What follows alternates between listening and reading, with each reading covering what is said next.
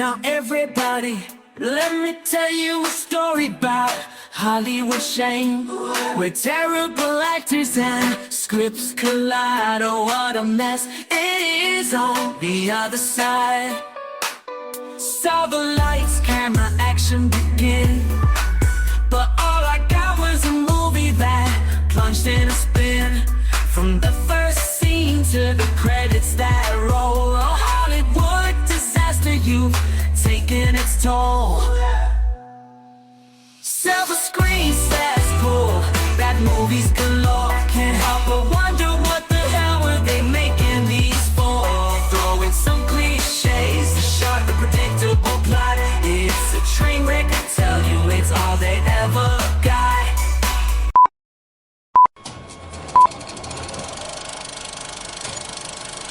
And now for our feature presentation.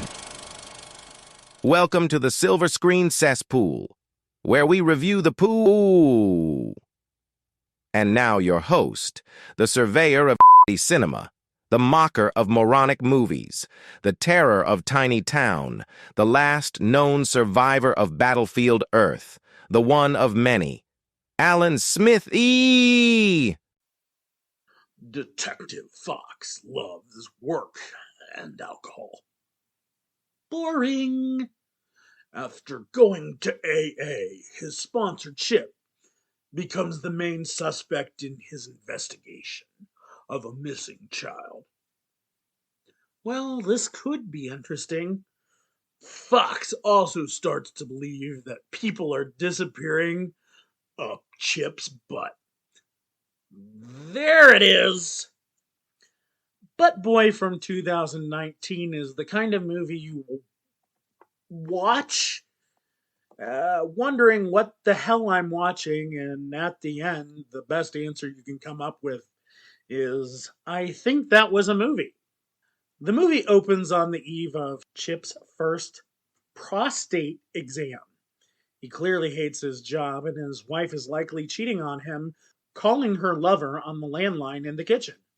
After the butt doc examines him, he tries to talk his wife into sticking her bad finger in his poop chute during lovemaking, and it's about as sexy as I made it out to be. Chip soon becomes obsessed with making things disappear in his back door. It starts innocently enough with the TV remote and immediately moves on to their dog, which I think is the very definition of, well, that escalated quickly. And then he moves on to a small child that they cross paths with at the park.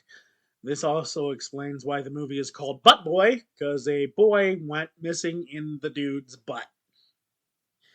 Chip is played by Tyler Cornack, who also wrote, directed, and even recorded the score for this movie. Also, Chip Gutchell is the name of his real-life godfather.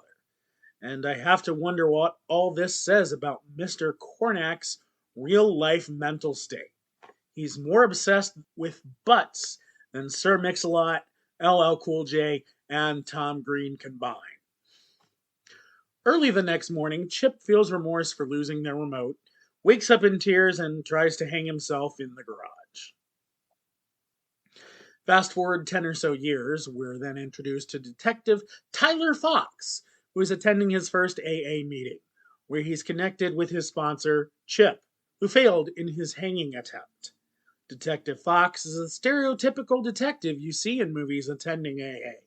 Leather coat, a sleeveless t-shirt, greasy hair, constantly smoking, still in love with his ex-wife, and he doesn't play by your stupid rules. Chip loses a game of sorry to his wife and kid, and then has a long internal moral debate about sticking a blue pawn from the game up his booty. The Perseverance Award disappears at work just before Bring Your Kid to Work Day. He then shoves one of his New Balance shoes into his black hole. Then a ladle, then a few more unidentifiable items. His kid gets bored at Bring Your Kid to Work Day and wanders off to play hide and seek with the other kids and his boss. Detective Fox gets pulled off his case to investigate a missing child. Turns out one of those kids at Chip's office hid a little too well and is now missing. Fox is interviewing everyone when he realizes his AA sponsor is now one of the suspects. He is the IT guy and the surveillance has mysteriously been erased. Plus, Fox is mad at Chip for not exactly fulfilling his sponsor duties.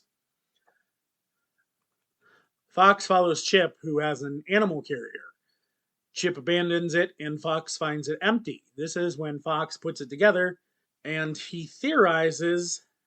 This is when Fox puts together his theory and shares it with his chief. His theory is about a white married male who happens to be a father living in the suburbs, who also happens to be his AA sponsor, who has been secretly running around cramming objects, animals, and children up his asshole. And he does this in sprees, almost in a serial killer fashion. I'm not sure how he figured this all out with so little evidence, but he's not immediately committed to the insane asylum, so he's free to butt crack this case. Chip invites Detective Fox to his house for dinner and drama ensues.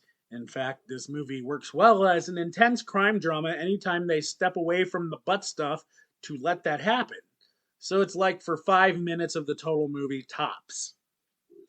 The rest of the time, it's still not played as a comedy, but still as an intense crime drama. It just doesn't work. After dinner, Fox follows Chip to the old power plant, where after a brief tussle, he's almost enveloped by a vortex emanating from Chip's bunghole. This incident leads to him losing his evidence, followed by his badge and sobriety. But like any good fictional cop, losing his badge doesn't deter him from pursuing this butt muncher. You see, it's the young Marty Goochill's birthday, and they've invited kids to play laser tag.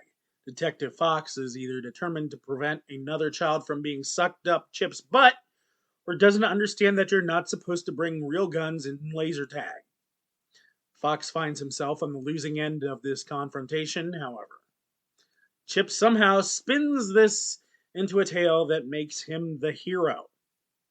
Our real hero, however, now finds himself inside Chip's butt, a set that looks a lot like a random cave from an alien planet on Star Trek The Next Generation, but a lot more fecal?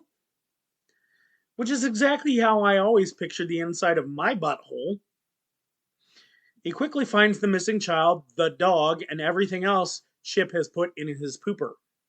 This brings up some rather interesting logistical questions like, what do they eat? The movie answers this question. I, however, will not. 1 month later, Chip is having a bad day. 1 month later, Chip is having a bad day. He's very sick and somehow poops out his dog. And I hope he poops out his dog is a sentence I never have to say again in any context. The remaining residents of Chip's bowels are scheming to make their escape. Chip is accepting his award from the city on stage with the mayor and chief of police when Fox decides it's time to escape and lights his Zippo. Chip explodes, his entire body, not just his over all the dignitaries and spectators alike. But he saved the kid. The end. Now, if you haven't guessed already, I am going to say this movie is as opposed to being the shit.